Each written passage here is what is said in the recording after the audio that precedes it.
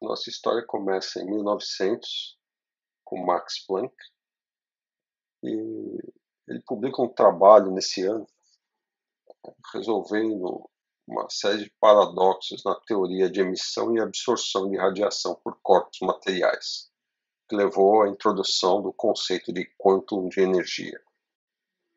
A gente vai ver isso com cuidado mais adiante. Ele introduz esse conceito, mas acreditava que era só um artifício matemático, ele não tinha nenhuma convicção de que isso pudesse de fato representar uma quantidade física, algo físico relevante, mas um artifício que resolvia o problema. Bom, e qual era esse problema? Só de maneira muito superficial por enquanto. Vocês devem lembrar do curso de Física 2, quando vocês estudaram gases ideais, distribuição, velocidades desses gases ideais, ou seja, você pegar um apanhado de moléculas de um determinado gás, né, a uma determinada temperatura, por exemplo, aqui nessa figura, supõe essa temperatura de 1000 Kelvin. Você vai ter uma certa quantidade de partículas com uma determinada velocidade, um número maior com uma velocidade um pouco maior, e a partir de um certo ponto, o número de partículas com velocidades cada vez maiores começam a cair. E isso a gente entende do ponto de vista clássico. Quando eu digo clássico, eu quero dizer utilizando mecânica newtoniana, eletromagnetismo, mecânica estatística. Basicamente, você tem uma lei de distribuição de velocidades que foi formulada por Maxwell e Boltzmann, independentemente, que permite entender esse comportamento e gerar essas curvas para cada temperatura, né, para um determinado gás. Bem, do que tratam os paradoxos que o Planck ofereceu uma solução, né, e que paradoxo é esse, de maneira bastante breve. Acontece que no começo do século XX, as pessoas, os físicos, estavam estudando a radiação de corpos materiais. Quer dizer, cada corpo ele pode refletir luz, tá certo? É a partir daí que a gente enxerga um corpo. No entanto, se eu apagar as luzes de uma sala à noite e tentar enxergar alguma coisa, dificilmente eu vou ver algo, a menos que esse algo, esse corpo, emita algum tipo de radiação. É desse tipo de radiação que eu estou falando, né? Radiação emitida naturalmente pelos corpos. Geralmente a gente observa esse tipo de radiação, tirando os objetos fosforescentes, a gente observa um corpo a uma determinada temperatura. Se eu aumento e aumento essa temperatura, eu começo a perceber uma certa vermelhidão nesse corpo. Tá? Ele começa a adquirir essa propriedade de radiar naturalmente energia.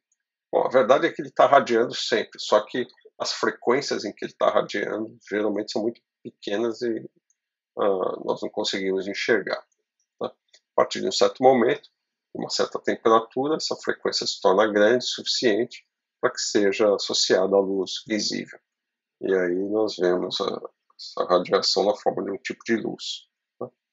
Cada corpo tem, devido às suas propriedades, um tipo de luz que vai ser emitida a uma determinada temperatura. No entanto, existe um tipo de corpo, que o pessoal costuma chamar de corpo negro, que o espectro dessa radiação independe das propriedades do corpo. A gente vai estudar um pouco mais em detalhes os corpos negros adiante. E o que acontecia era o seguinte: você ia experimentalmente, fazia lá uma tomada de dados, a intensidade da radiação por uma determinada frequência, colocava um ponto nesse gráfico. Radiação, uma frequência um pouco maior, e assim ia preenchendo uma série de pontos, e o que você observava, no final das contas, eram curvas desse tipo.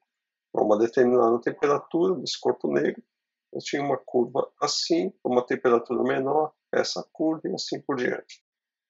Utilizando as ferramentas da física clássica, o máximo que os físicos conseguiam obter era uma curva desse tipo. À medida que você aumenta a frequência, a intensidade da radiação aumenta, levando para frequências cada vez maiores a uma explosão na intensidade da radiação, chamada catástrofe do ultravioleta, ou seja, frequências muito grandes, você tinha uma explosão na intensidade da radiação. Portanto, obviamente, a solução que você consegue obter classicamente está em completo desacordo com o que você obtém experimentalmente. E esse é um dos principais motivos do Planck ir adiante com a ideia dessa quantização de energia, como a gente vai ver em detalhes. Bom, em 1905, Albert Einstein, que vocês conhecem muito bem por causa da teoria da relatividade, tanto especial quanto geral, ele tem um trabalho associado ao efeito fotoelétrico. Coloca um trabalho que é importante e cuja base está na ideia do quantum de radiação de Max Planck. O efeito fotoelétrico basicamente consiste no seguinte: existe uma placa metálica, nesse caso do desenho, uma placa de potássio, e você incide radiação de vários comprimentos de onda nessa placa. Aqui tem um comprimento de onda de 700 nanômetros, tá, vermelho, 550 nanômetros, verde, 400 nanômetros, azul. O que é curioso é que para alguns comprimentos de onda, por exemplo, abaixo desses em torno de 500 nanômetros, você pode incidir a luz que quiser, com a intensidade que quiser, que nenhum elétron sai. Nenhum elétron escapa da placa. No entanto, a partir de um certo comprimento de onda, começa a se observar a emissão de elétrons. Quer dizer, existe um comprimento de onda mínimo para o qual o efeito produz, né, o arranque desses elétrons. Isso é algo que não era compreendido também usando simplesmente a teoria do eletromagnetismo, né, usual de Maxwell. Né? E o que o Einstein fez foi, então, usar a ideia do quantum, tratando a luz agora como uma partícula que era capaz de arrancar os elétrons dessa placa. A gente também vai ver esse efeito fotoelétrico em detalhes nas próximas aulas. Em 1923, Arthur Compton fez uma observação interessante, que foi a seguinte: já que Einstein tinha introduzido a ideia de fóton como partícula, ele pensou, por que não tentar espalhar o fóton com um elétron? Já que são partículas, eu vou tratar a colisão dessas partículas e eu devo ser capaz de entender os resultados a partir das teorias de colisões entre duas partículas. Ele fez o experimento, né, incidiu um fóton em um certo comprimento de onda, um elétron, um alvo parado, e tanto o elétron foi espalhado quanto o fóton espalhado. Acontece que nesse espalhamento houve transferência de momento, energia, né, do fóton para o elétron, e isso implica na mudança do comprimento de onda do fóton. Então, isso é uma espécie de colisão inelástica entre essas partículas. O fóton incidente não é o mesmo fóton espalhado, entre um comprimento de onda e sai outro. Isso é fantástico, porque isso leva a crer que a ideia do quantum de energia, que implicou no efeito fotoelétrico de Einstein, e agora esse novo efeito que é o espalhamento Compton, ele tem tudo a ver com a natureza. Então, foram experimentos fundamentais para que se solidificasse a ideia de que você precisava de um novo tipo de paradigma para descrever os fenômenos microscópicos da natureza. Há que se lembrar que todos esses camaradas que eu citei até agora, Planck, Einstein e Compton, receberam o prêmio Nobel por essas ideias apresentadas aqui até agora. Outra ideia interessante no desenvolvimento da mecânica quântica antiga, que a gente vai tratar mais adiante, tem a ver com o modelo atômico. Tem a ver com o modelo atômico desenvolvido no começo do século XX por Rutherford. Rutherford bombardeava folhas de ouro, né, com partículas alfa, A gente vai entender isso em seus pormenores. E ele descobriu que o núcleo atômico era 10.000 vezes menor do que o próprio tamanho do átomo.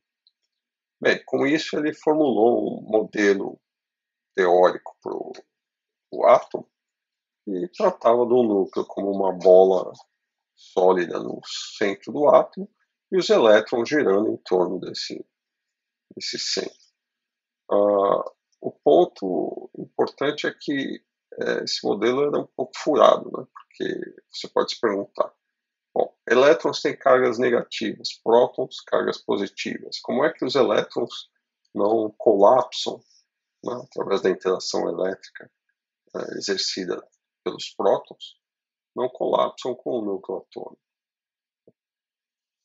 Quem veio dar uma espécie de explicação para esse modelo que tinha uma base sólida experimental, mas teoricamente contraditório com as ideias clássicas, foi o Bohr. Ele estendeu a ideia de Planck, né, do quantum de energia radiante, para explicar essas energias dos elétrons nos átomos. Quer dizer, as energias eram quantizadas também no átomo. O elétron não podia ter qualquer energia. Então, para ele só eram permitidas órbitas muito específicas, o que impediria o elétron de colapsar com o núcleo atômico. Isso é obtido através de certas regras, chamadas regras de quantização. Nós também veremos em detalhe ao longo do curso. Mas também o modelo de Bohr tinha suas falhas. Tá? Por exemplo, as transições do elétron entre estados quânticos, ou seja, níveis de energia diferentes, órbitas diferentes, era algo que não era entendido. Como é que isso se dava? E também o fato de que as linhas espectrais elas não tinham todas a mesma intensidade. E isso não era um fenômeno entendido, mas que naturalmente vai ser entendido através da nova mecânica quântica, ou mecânica quântica não relativística, como a gente vai ficar conhecendo. Os primeiros indícios de como vai ser essa nova mecânica quântica aparecem a partir das ideias de Louis de Broglie. Bom, o que Louis de Broglie propôs foi o seguinte: assim como os fótons, né, representam as ondas eletromagnéticas, só que na forma de partículas, por que partículas, como um elétron, por exemplo, não pode ser representado por uma onda, né, da mesma forma que o fóton? Então ele propôs essa ideia de que os elétrons eram de fato governados por ondas, né, chamado de ondas piloto, e cuja velocidade de propagação e o comprimento de onda dependiam da velocidade do elétron em questão. Então ele faz uma suposição. Ele propõe que o comprimento de onda dessas ondas pilotos é inversamente proporcional à velocidade do elétron numa dessas órbitas, no átomo de hidrogênio, no átomo de Bohr. A ideia dele, então, é bastante simples. Você tem uma velocidade mínima, ou seja, uma energia mínima, a qual está associada à órbita fundamental do átomo, e que, de acordo com essa relação proposta por de Broglie, está associado a um comprimento de onda máximo. É como se fosse um instrumento musical na cabeça dele. Ou seja, você tem um determinado comprimento de onda máxima, ou seja, como a frequência é o inverso do comprimento de onda, você teria uma frequência mínima, e a partir dessa frequência você teria múltiplos, né, da frequência fundamental, que está associado a órbitas de energias maiores. Tá? Como se fosse as ondas estacionárias formadas dentro de um instrumento musical. Então, dado uma energia mínima N0, associada ao nível de energia fundamental de um átomo, no caso específico do átomo de Bohr, é o átomo de hidrogênio. Né? Teremos a menor órbita. E para qualquer múltiplo inteiro, onde n é um inteiro positivo, qualquer múltiplo inteiro da frequência fundamental, você vai ter frequências maiores associadas às energias das órbitas maiores nesse átomo. E a partir daí você é capaz de tirar uma relação entre energia e a frequência, né, associando a energia quantizada aos modos normais associados a essa onda piloto que descreve o elétron num átomo. Bem, a ideia de de Broglie era interessante, mas a pergunta que ficou na época era a seguinte: se o elétron pode ser descrito por uma onda, qual era a equação que essa onda obedecia? Até então ninguém tinha mostrado que tipo de equação era essa. É aí que entra Schrödinger na história, em 1926. Ele vai estender essa ideia de de Broglie e vai descrever matematicamente qual é a equação que essa onda descreve. Essa formulação é o chamado nascimento da mecânica quântica ondulatória, ou simplesmente mecânica ondulatória. A formulação de Schrödinger é capaz de explicar tudo que a teoria de Bohr já explicava, todos os resultados que eram obtidos a partir da formulação das regras de quantização de Bohr. E mais ainda, explicava as falhas do modelo de Bohr, preenchia essa lacuna, além de prever novos fenômenos. Isso é tudo que você quer de uma boa teoria. Explicar um fenômeno que você ainda não tem uma explicação plausível e fazer predições. Ele previu, por exemplo, o fenômeno de difração de elétrons, que nunca era imaginado antes de Schrödinger.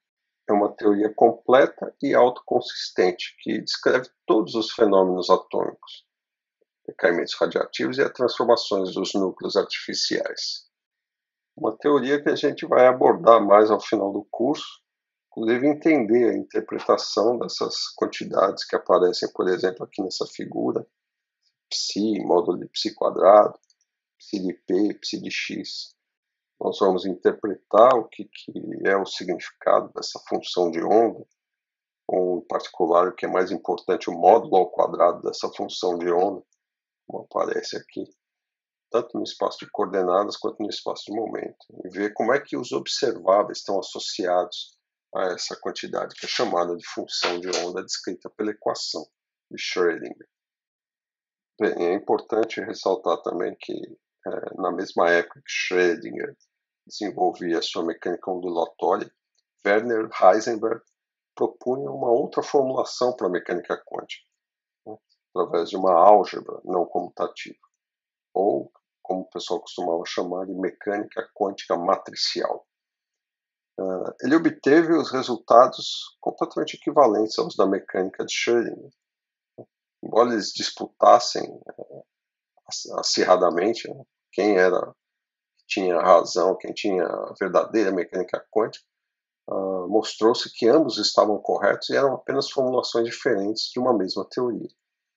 O que acontece é que essa mecânica quântica de Heisenberg ela é muito mais poderosa.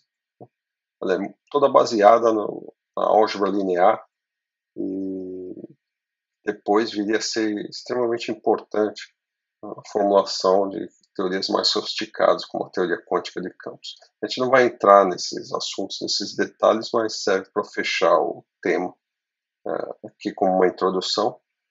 E então, meu objetivo nesse curso para vocês é descrever não só essa parte de uma maneira histórica, mas os detalhes desse desenvolvimento da mecânica quântica, a partir da proposição de Max Planck para descrever a teoria do corpo negro, de radiação do corpo negro, e passar por todas essas etapas até chegar na formulação da mecânica quântica de Schrödinger e obter alguns resultados físicos calculáveis com essa teoria.